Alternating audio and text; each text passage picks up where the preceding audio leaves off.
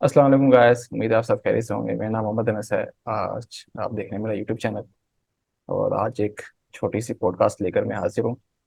तो मेरे साथ मेरे कोलीग्स अमार उमर खान मौजूद हैं, जिन्होंने से 2018 से लेके 2022 तक मेरे क्लास फेलो भी रहे हैं और नस्ल की जानी मानी शख्सियत हैं। होनहार तालिब इल्म, रेक्टर के गोल्ड मेडलिस्ट भी रहे हैं। तो काफ़ी अरसे से मैं ट्राई कर रहा था कि इनके टाइम को ग्रैब कर सकूं, लेकिन ये टाइम नहीं दे पा रहे थे, इतने मसरूफ़ थे, मैं भी मसरूफ़ था।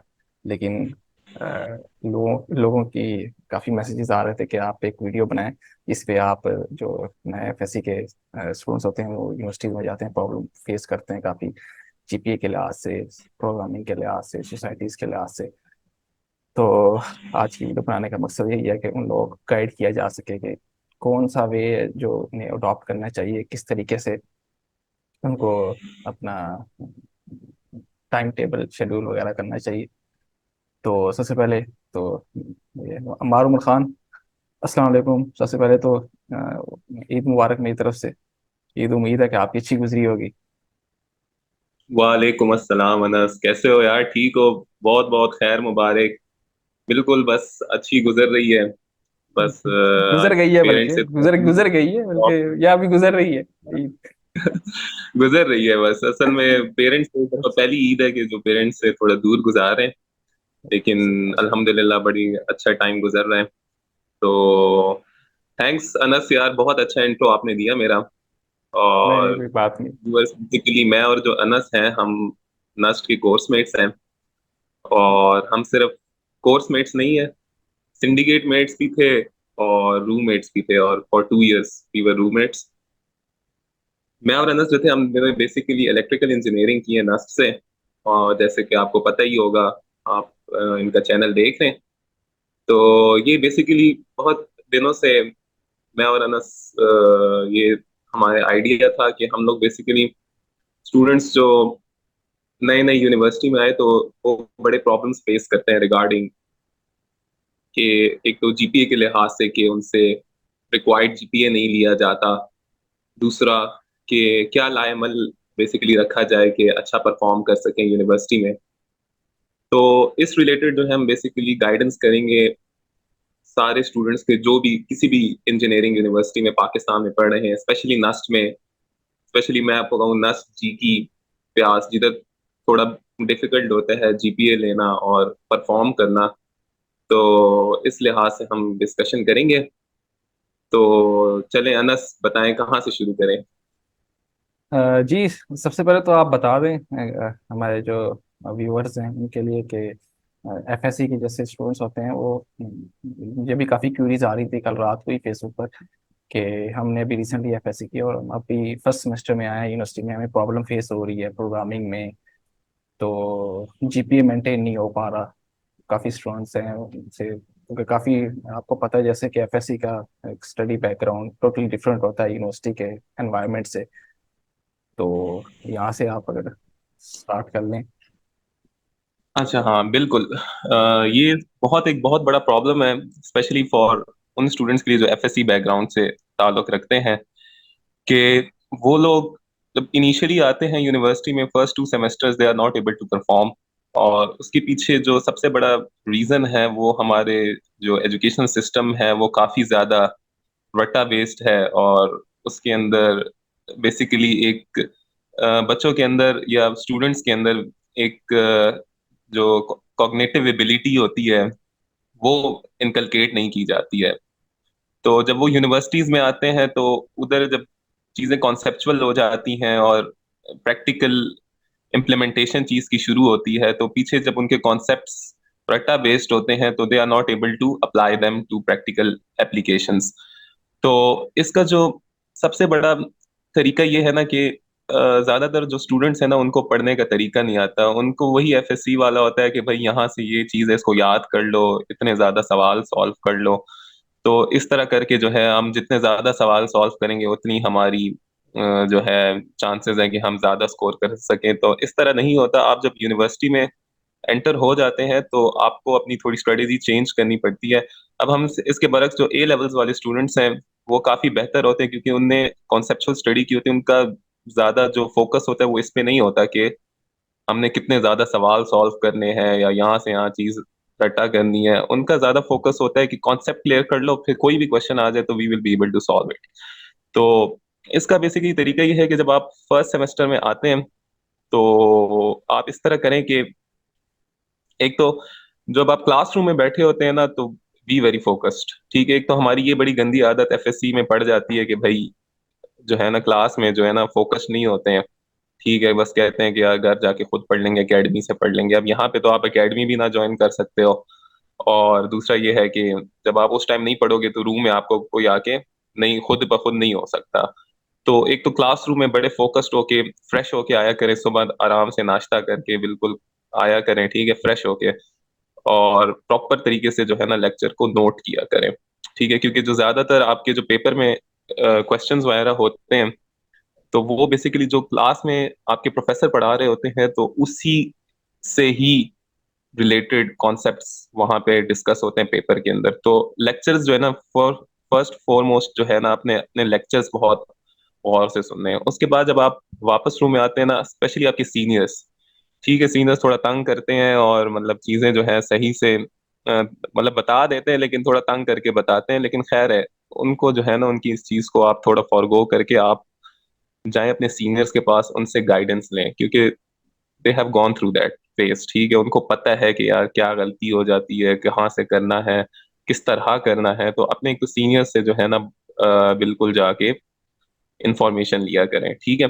दूसरा ये है कि इसके अंदर जो सबसे पहले चीज आपने ये करनी है कि आजकल तो यूट्यूब पे इतनी ज्यादा इंफॉर्मेशन है, ठीक है। और जो बेसिकली जो इनिशियल सब्जेक्ट्स जो होते हैं, जो बेसिक सब्जेक्ट्स होते हैं किसी भी इंजीनियरिंग की, whether it is electrical, mechanical, computer engineering और कोई भी इंजीनियरिंग हो ना, तो वो आपको नेट पे उसकी वीडियोस, उसकी इंफॉर्मेशन, रिसर्च पेपर्स, आपको सब कुछ मिल जाता है।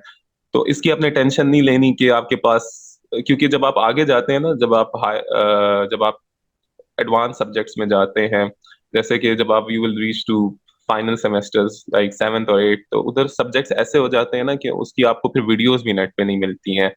तो फिलहाल जो आपकी इनिशियल सब्जेक्ट्स हैं जितनी भी इंजीनियरिंग के, उसके आपको आराम से नेट पे हर इंफॉर्मेशन मिल जाएगी। तो make good use of internet, ठीक है। आपने जो क्लास में पढ़ा, जो टॉपिक्स पढ़े, search them on YouTube, YouTube से आप वीडियोस देखें, ठीक है। तो आप अपने कॉन्सेप्ट्स क्लियर करें। दूसरा ये है कि जब आप कॉन्सेप्ट्स आपके क्लियर हो जाए तो डोंट गो फॉर के भाई सारे सवाल जो है ना हाथ से सॉल्व करने हैं। बस एक आप ना सारे सवाल से ना गो थ्रू कर दें, ऊपर से देखिए भाई कि अच्छा कि कैसी एप्लीकेशन इस कॉन्सेप्ट की यूज हो सकती है, कि किस टाइप की सिनेरियोज बन सकते हैं। जस्ट सिनेरियोज को स्टडी करें। अगर आपका कॉन्सेप्ट क्लियर है, आपने मुख्तलिफ सिनेरियोज देखे हुए हैं ना, तो आप इजीली जो है ना जब पेपर आएगा तो आप इम्प्लीमेंट कर सकेंगे। और कभी भी इंजीनियरिंग में स्पेशली चीज को ये नहीं करना कि भाई समझ नहीं आ रही तो भाई बस रट्टा लगा लो, इस तरह नहीं चल सकता।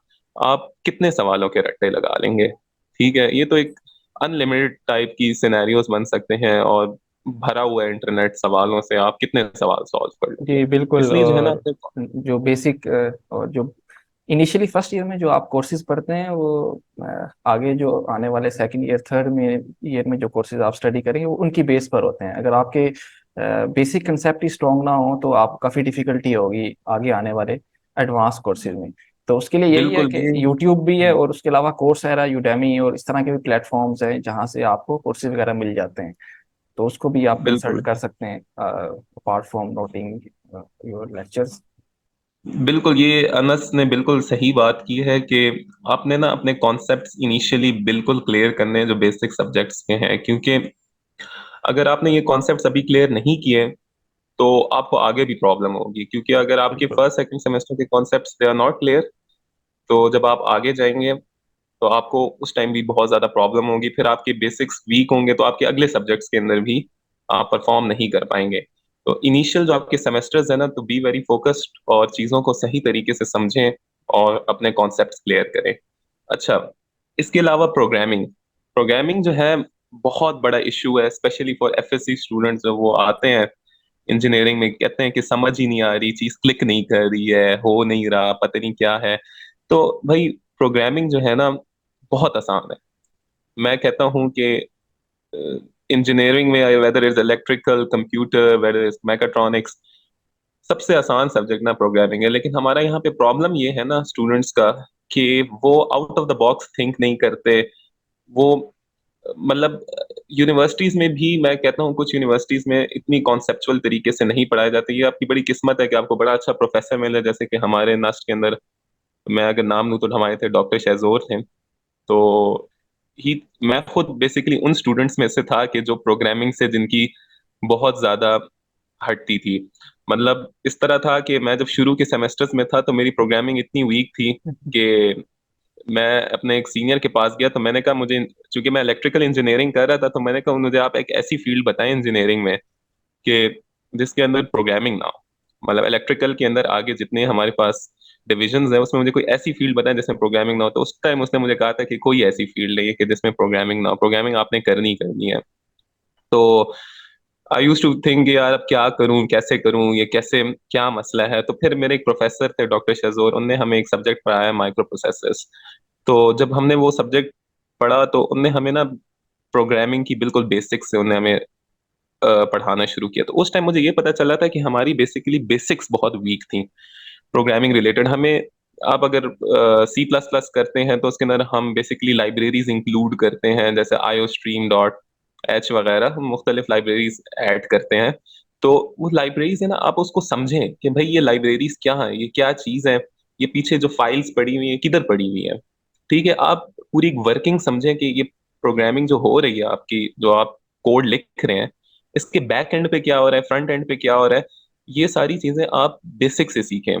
ठीक है, और नेट पे इतनी ज्यादा वीडियोस पड़ी हुई हैं, इतने ज्यादा कोर्सेज हैं, whether you want Coursera, Udemy, YouTube भरा हुआ है। आप अपने ना बेसिक से शुरू करें, पहले आप अपने कॉन्सेप्ट्स क्लियर करें कि भाई जो मैं ये लाइब्रेरीज ऐड कर रहा हूँ, ये कहाँ पे पड़ी है। आप अपने सिस्टम में जाएं, आप पीछे देखें कि भाई फाइल्स पड़ी हुई हैं, उसके अंदर चीजें डिफाइन हुई हुई हैं, जो आप सी आउट सी इन कर रहे हैं, मुख्तलिफ फंक्शंस यूज करें तो दे आर डिफाइंड समवेयर।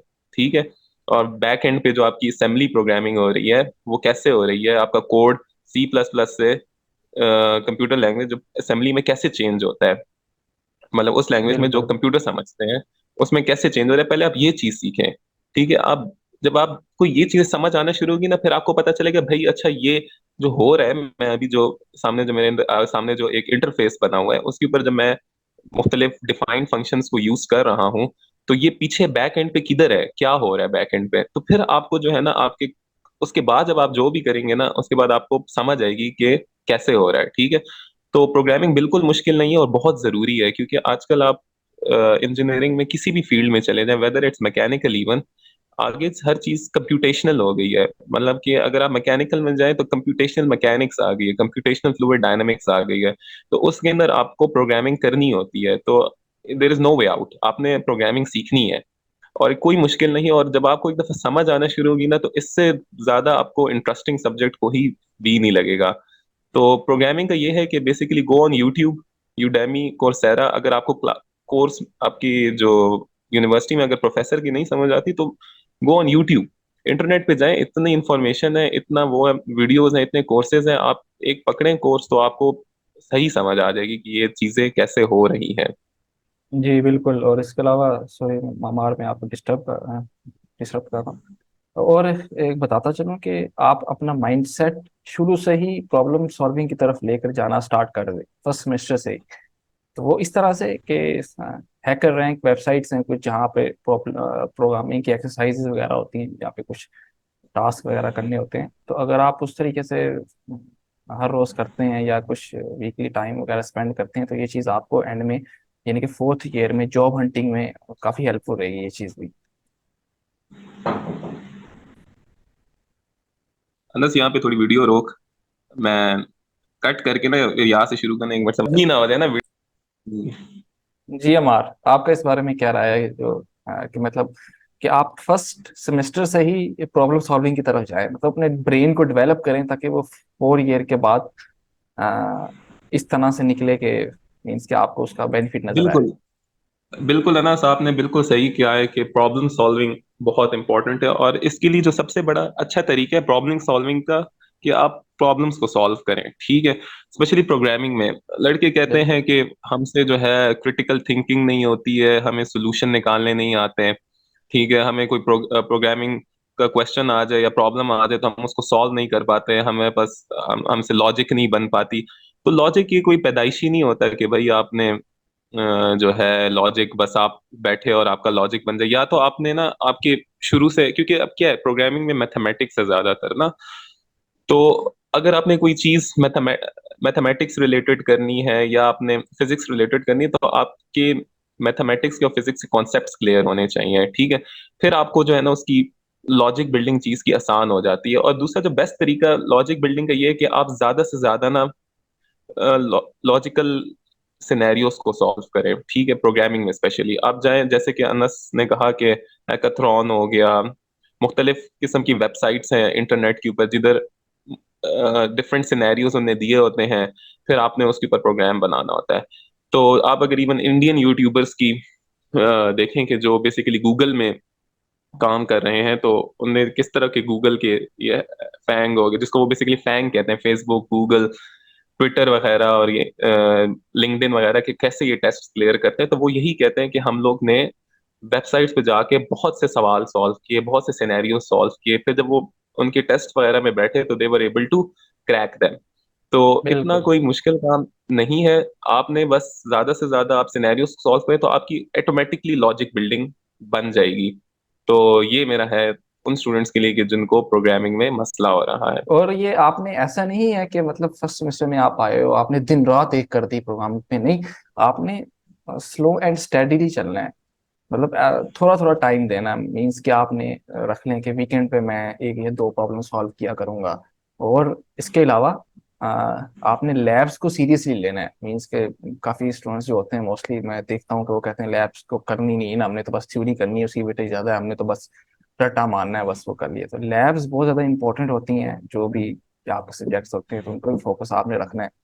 और इसके अलावा एक और जो मैं हमारा हमने जो एक्सपीरियंस है हमारा जो ग्रेजुएट होने के बाद, इंग्लिश पर भी आपने वर्क स्टार्ट करना है आते साथ ही।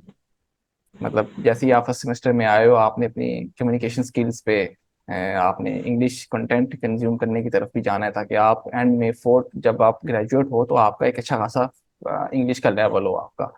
क्या कहेंगे आप हमारे इस बारे में?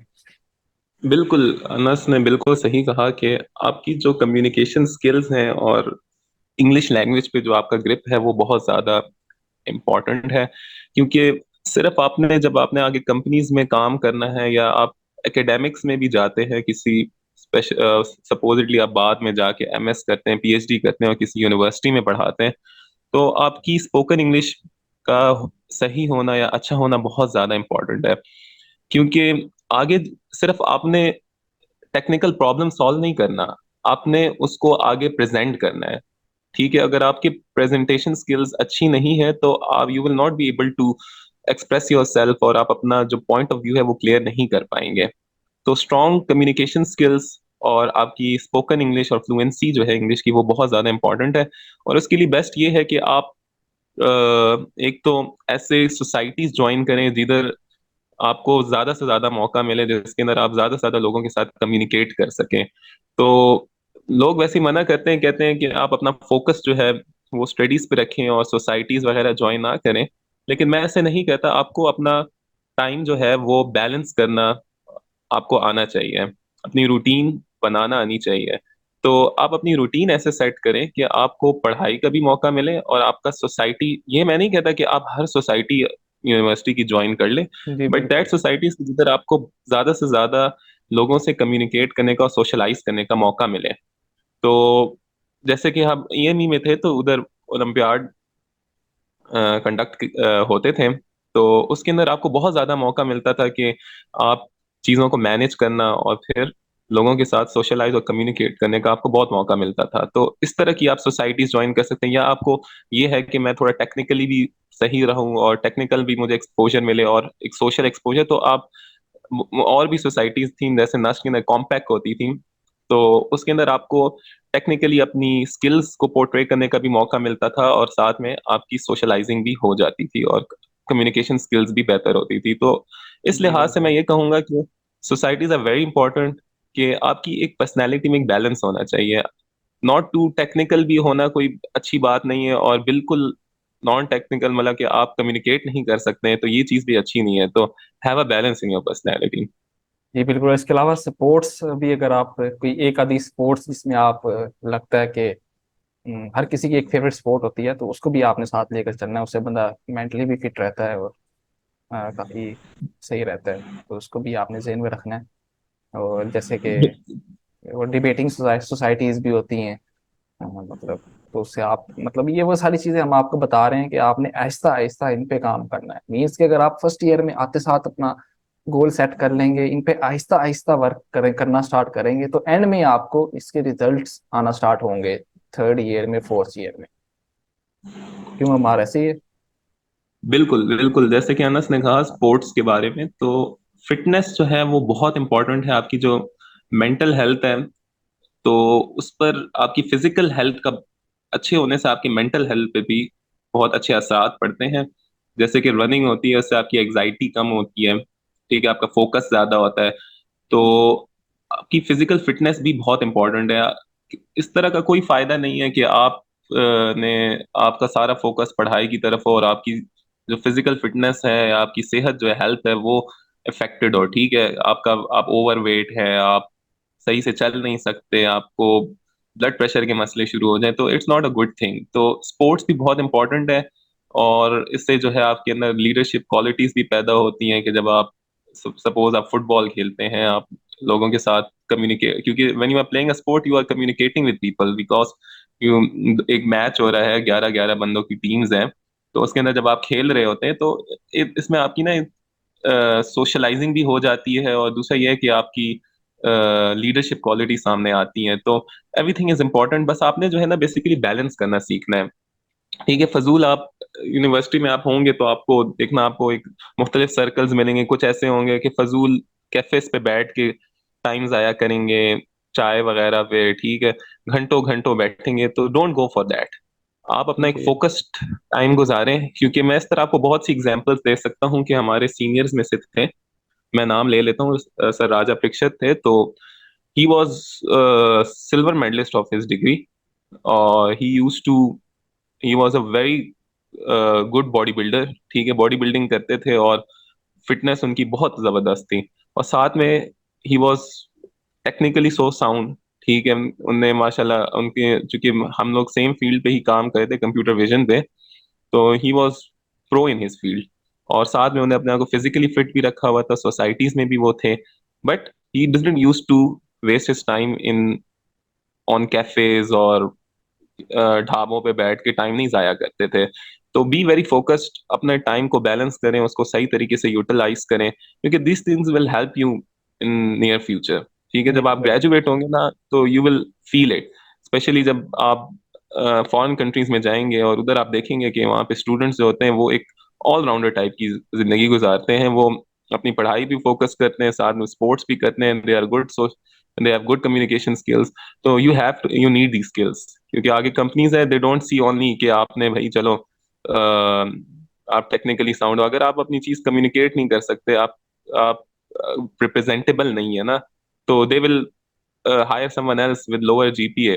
ठीक है, क्योंकि वो उनको पता है कि इसने भी सीख लेना है और इसने भी सीख लेना है, लेकिन हमें एक ऑलराउंडर टाइप का बंदा चाहिए होता है।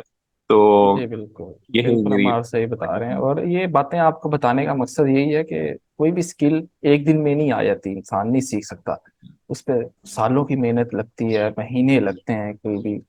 तो ये बातें बताने का मकसद आपको यही है कि जब आप फर्स्ट सेमेस्टर में आए यूनिवर्सिटी में, तो अपना गोल सेट कर ले कि मैंने आहिस्ता आहिस्ता काम करना है, इस पे आहिस्ता आहिस्ता सीढ़ियाँ चढ़नी है मैंने। ये नहीं होता कि एक ही दम आप आज हीरो बन जाओ, स्टार बन जाओ, ऐसे नहीं होता। आपने अपनी डेली लाइफ में आप देख लें, जितने भी सुपर स्टार्स हैं वो एक दिन में नहीं बन गए। पीछे मेहनत होती है काफी, अपने आप को मतलब डेवलप करने में सालों साल की मेहनत होती है। तो अगर आप डायरेक्शन अपनी सही रखेंगे, तो इंशाल्लाह आप अपने गोल को भी अचीव करेंगे, आपको पता भी नहीं चलेगा, एंड में सब कुछ स्मूथ रहेगा।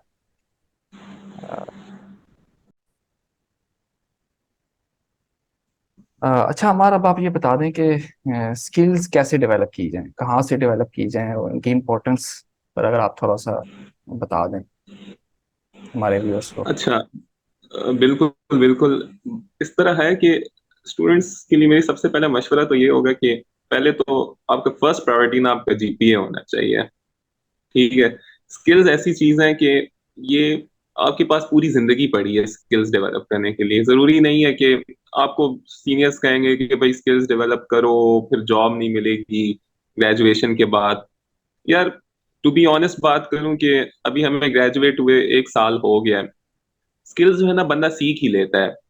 इस तरह नहीं है कि आपको जो है, मतलब it takes you like 3-4 months, और आप स्पेशली अगर आप आईटी फील्ड में आप आ रहे हैं तो आप एक 3-4 मंथ्स में आप वो स्किल सीख ही लेते हैं। तो फर्स्ट प्रायोरिटी आपका जीपीए होना चाहिए, क्योंकि जीपीए जो है ना बहुत ज्यादा मैटर करता है, specially when you are applying for masters.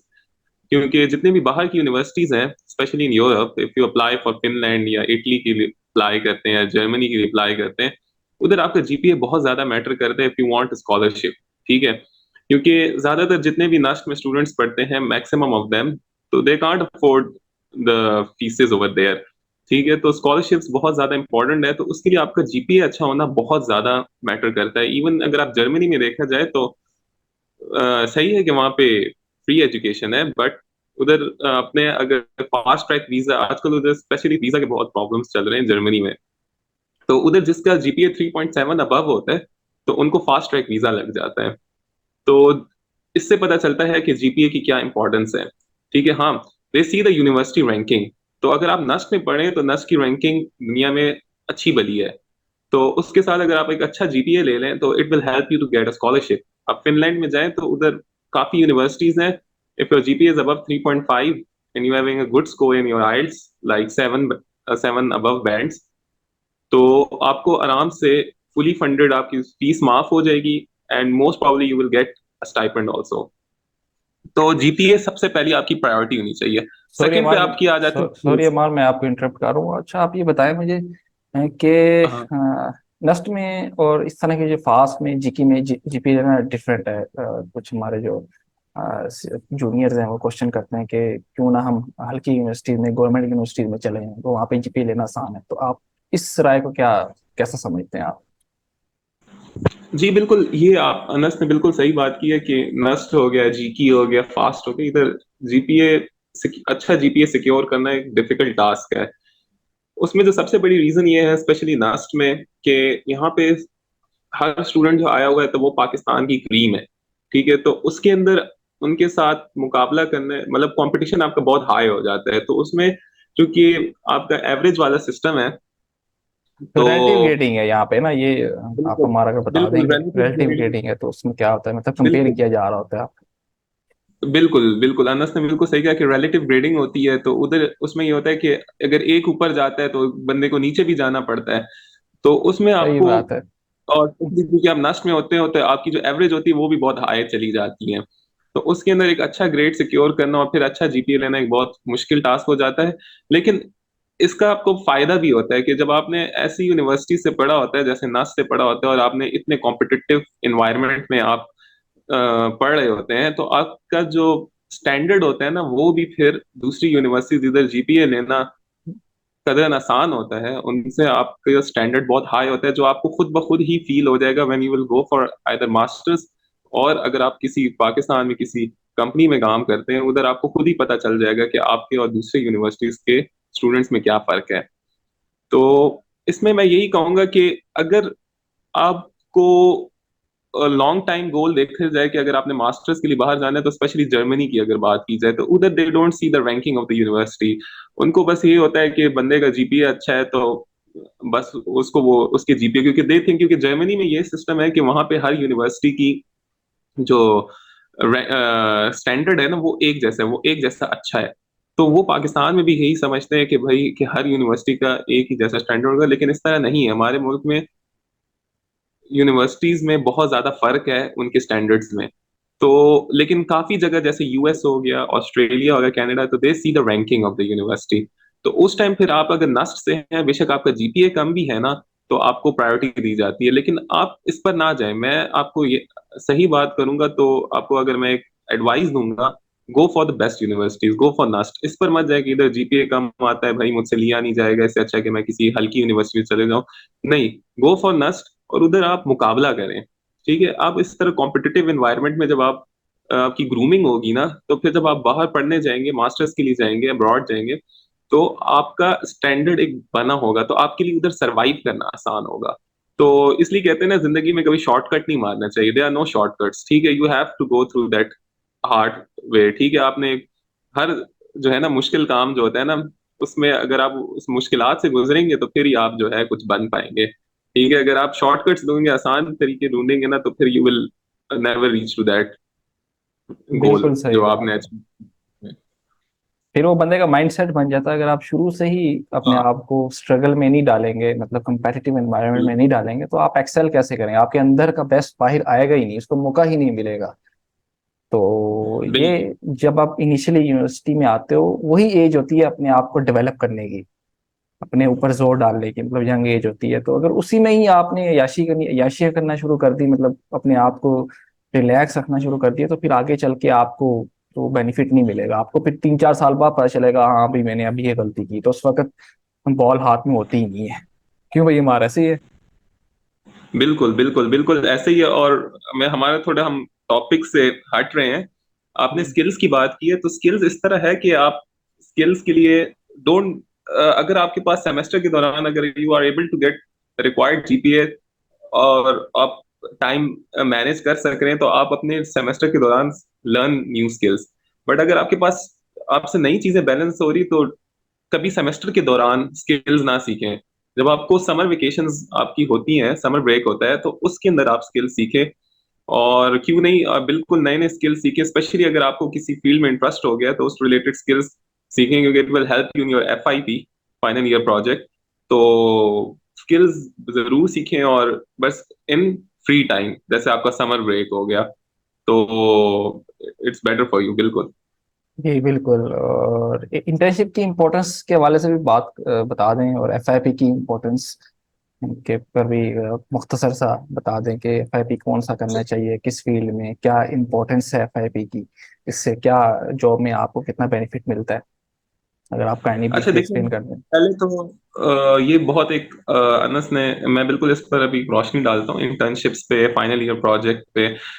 अच्छा इस तरह है कि एक तो ना, ये एक बहुत ब्लेसिंग होती है कि अगर आपको इनिशियल सेमेस्टर्स में ही पता चल जाए कि भाई आपने आगे क्या फील्ड लेनी है। स्पेशली अगर आपको थर्ड सेमेस्टर तक ये क्लियर हो जाए ना कि भाई मैंने जो है आर्टिफिशियल इंटेलिजेंस में कुछ करना है, या रोबोटिक्स में करना है, कंप्यूटर विजन में करना है, या नेचुरल लैंग्वेज प्रोसेसिंग में करना है, या किसी भी फील्ड में एम्बेडेड सिस्टम्स में जाना है, अगर आपको ये इनिशियल सेमेस्टर्स में पता चल जाए, तो ये एक बहुत बड़ी ब्लेसिंग होती है।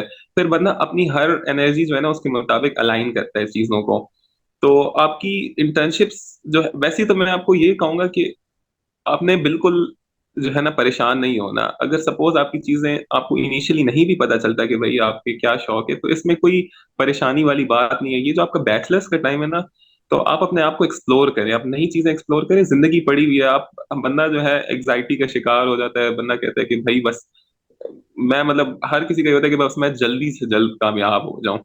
तो भाई इस तरह होता नहीं है। आपने जो है ना रिलैक्स रहना है। आप ये जो आपकी ट्वेंटीज है ना, स्पेशली आपकी जो अर्ली ट्वेंटीज है, मिड ट्वेंटीज है, ये चीजें, ये टाइम है एक्सप्लोर करने का। ज्यादा से ज्यादा चीजें आप देखें, आप करें, ठीक है। तो और आप एनी टाइम शिफ्ट मार सकते हैं। अगर आप suppose you are working as an embedded system engineer, you can any time shift to artificial intelligence, specially when you are in your mid twenties, और या आप इवन लेट ट्वेंटीज में भी आ गए, तो शिफ्ट करना कोई इतना मुश्किल काम नहीं है, ठीक है। तो ये जो टाइम है ना आपका बैचलर्स का, अगर आपकी से चीजें अलाइन नहीं भी हो रही, तो एक्सप्लोर करें आप, ठीक है। मुख्तलिफ आप इंटर्नशिप्स करें। जरूरी नहीं है कि आप, अगर आपको, हाँ ये ब्लेसिंग है, अगर आपको पता है कि आपने आगे क्या करना है, तो अपनी इंटर्नशिप्स उसके मुताबिक अलाइन करें। Suppose you are want to be an artificial intelligence engineer, तो आप एआई की इंटर्नशिप्स करें, ठीक है। आप एआई की स्किल्स डेवलप करें, आप उसके मुताबिक एफआईपी लें, ठीक है। फिर उसके मुताबिक आप अपना कोई रिसर्च पेपर निकाल लें। तो yes, it will help you, और ये तो बहुत जबरदस्त है, और मैं इसलिए कहता हूँ कि एक ब्लेसिंग है। लेकिन अगर इस तरह नहीं भी होता, तो इसमें कोई चीज, कोई इसमें परेशानी की बात नहीं है। आप सीखें, आप एक्सप्लोर करें, ठीक है। और जिंदगी पड़ी हुई है, इसमें आपने टेंशन नहीं लेनी, और बिल्कुल परेशान नहीं होना। और किसी की भी, स्पेशली आपको एक पेरेंट्स का और फैमिली का बड़ा प्रेशर होता है, आपके खानदान का स्पेशली, कि आपको ये होता है कि भाई, उनको ये होता है कि बंदा भाई जल्दी से जल्द कामयाब हो जाए। तो भाई आप इन्हें, इन प्रेशर्स को हैंडल करना, ये चलती रहती हैं, ठीक है। आपने बस जो आपका शौक है, जो आपकी गोल्स हैं, आपने बस उस पर वर्क करते रहना है। और एक टाइम आता है कि बंदा, हर बंदा कामयाब हो जाता है। अनलेस अनटिल कि आप मेहनत कर रहे हैं। दिस इज बिल्कुल ऐसे ही इम्पोर्टेंट। स्ट्रगल करते रहना है, ठीक है, कभी भी हिम्मत नहीं हारनी किसी भी पॉइंट पे। आप में बिल्कुल। आपके आपके सामने कई दफा ऐसे ओकेजन्स आएंगे जहां पर आप डिसहार्ट हो जाएंगे, मतलब रिजल्ट वैसा नहीं आएगा जैसा आप एक्सपेक्ट कर रहे होंगे। तो उस सूरत हाल में आपने अपनी नर्व्स पर कंट्रोल रखना है, मीन्स कि अपने आप को डीमोटिवेट नहीं होने देना, मतलब अपनी स्ट्रगल को कंटिन्यू रखना है। आप जितने भी लाइफ में देख लें, मतलब बहुत से लोग हैं जिन्होंने पता नहीं बहुत स्ट्रगल के बाद कुछ चीजें अचीव की हैं। तो अब मैं लास्ट क्वेश्चन हमारा आपसे पूछना चाहूंगा कि काफी लोग मेरे से पूछ रहे थे फेसबुक पर भी कि when to pursue for for a masters degree. अगर आप इस पर रोशनी डालें, मतलब कब अप्लाई करना चाहिए, पहले जॉब करके अप्लाई करना चाहिए या फौरन मीन्स कि जैसे ग्रेजुएट हुए वैसे ही अप्लाई करके बाहर बाहर से मास्टर करना चाहिए या पाकिस्तान से करना चाहिए? तो ये अगर आप तफसीली ब्रीफली एक्सप्लेन कर दें ये सारे एस्पेक्ट्स। बिल्कुल अनस, बिल्कुल। अच्छा, एक तो हमारे ना यहाँ पे यूनिवर्सिटीज में कॉन्सेप्ट बना होता है कि भाई डायरेक्ट मास्टर्स का कोई फायदा नहीं होता, पहले 2 साल का एक्सपीरियंस लो उसके बाद मास्टर्स के लिए जाओ। ठीक है। खैर, मेरा ये कॉन्सेप्ट नहीं है। मेरा कॉन्सेप्ट ये है कि क्योंकि आजकल अगर आप पाकिस्तान का सिनेरियो देखें तो कोई इंडस्ट्री बिल्कुल खत्म हो चुकी है। ठीक है, देयर इज नो इंडस्ट्री। ठीक है, यहाँ पे उस तरह की टेक्नोलॉजी, कटिंग एज टेक्नोलॉजी नहीं है जिस पे काम हो रहा है। तो there is nothing to learn. ठीक है। और ये जो लर्निंग प्रोसेस है ना, ये आप कभी भी शुरू कर सकते हो। ठीक है। ये पूरी जिंदगी अपने एक्सपीरियंस ही हासिल करना है। ठीक है।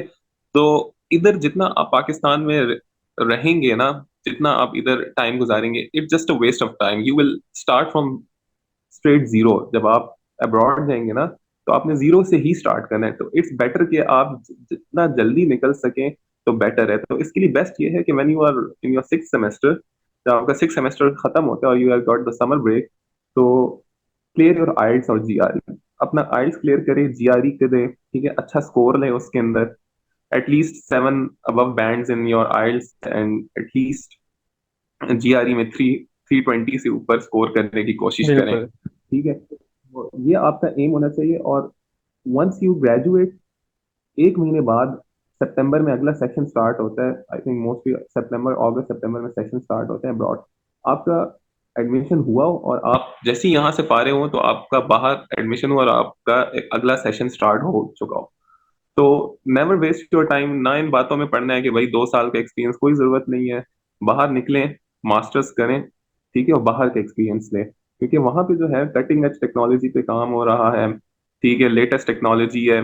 ठीक है, बिग कंपनीज हैं जो रिसर्च बेस्ड प्रोजेक्ट्स होते हैं। ठीक है, तो उसमें आपकी लर्निंग भी अच्छी है। ठीक है। और बिल्कुल इस पे परेशान नहीं होना। अच्छा जीपीए ले ताकि आपको स्कॉलरशिप्स मिले, आपको स्टाइपेंड मिले, फुली फंडेड प्रोग्राम्स हों, ताकि आप सुकून से पढ़ सकें वहां पे। ठीक है। और फिर जब पूरा आपकी ना फिर पूरी जिंदगी पढ़ी एक्सपीरियंस हासिल after your masters. If you graduate like masters आपका कंप्लीट होता है, यू आर लाइक 25। ठीक है। उसके बाद आपकी पूरी जिंदगी पढ़ी है, आप पूरी जिंदगी एक्सपीरियंस हासिल करते रहे।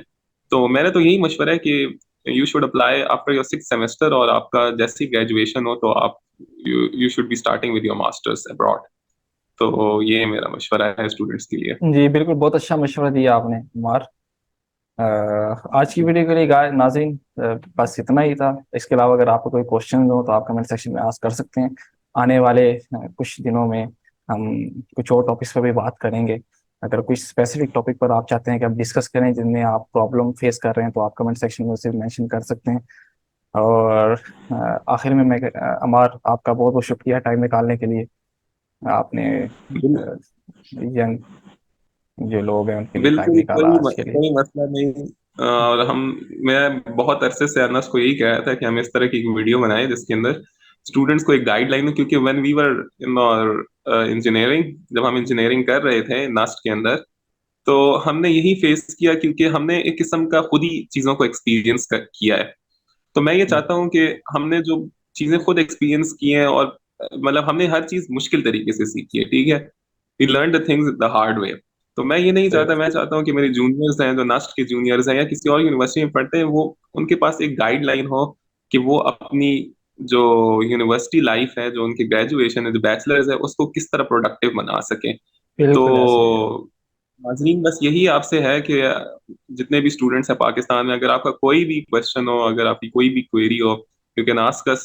ठीक है। और मेरे बहुत से चूंकि मेरे अभी कोर्स मेट्स और भी हैं, और वो they are working in good companies, और कुछ बाहर मास्टर्स के लिए गए हुए हैं, तो I have lot of things to share. और बहुत मैं मतलब आई कैन शेयर जो भी मतलब मेरे पास एक्सपीरियंस, जो अभी तक का मैं एक्सपीरियंस है, तो मैं जरूर शेयर करूंगा। तो कोई भी आपकी query you can ask. Yes, बहुत बहुत शुक्रिया अमार। और लास्ट में एक और बात बताता चलूंगा आप सबके लिए कि ये वीडियो बनाने का मकसद ये था कि ताकि हम आपको एक डायरेक्शन बता सकें कि एक सही डायरेक्शन क्या है। हमने ये सारी चीज़ एक्सपीरियंस से सीखी है, हमें कोई अनफॉर्चुनेटली गाइड करने वाला नहीं था कि आपने ऐसे करना है, आपने अंत में जब ग्रेजुएट हो गए तो आपने ये वे अडॉप्ट करना है। तो हमने वो जो चीज़ें एक्सपीरियंस की हैं, कि जो हमने मतलब कि हमारी मेहनत है उस पर, तो वो हम आपको आज बता रहे हैं कि आपने इस तरीके से अपनी डायरेक्शन पहले दिन से सेट रखनी है आपने, कि किस डायरेक्शन में जाना है, किस तरह से जाना है, वो हमने आज आपको बता दिए। तो इसके अलावा आने वाली वीडियोस में और भी बहुत से टॉपिक्स में हम बात करेंगे, जो भी हमसे हो चुका, एंट्री टेस्ट को कैसे एस करना है, जीआरई पर भी बात करेंगे, आइएलटीएस की प्रेपरेशन के हवाले से भी करेंगे। तो उम्मीद है आपको ये वीडियो अच्छी लगी होगी। अ, बस हमार बहुत अगेन थैंक यू टाइम निकालने के लिए। वेलकम वेलकम, कोई नो प्रॉब्लम। Thank you. और आज की वीडियो के लिए बस इतना ही। इस चैनल को सब्सक्राइब और इस वीडियो को लाइक करना मत भूलिएगा। दुआओं में आज के लिए बस इतना ही, दुआओं में याद रखिएगा। अल्लाह हाफिज।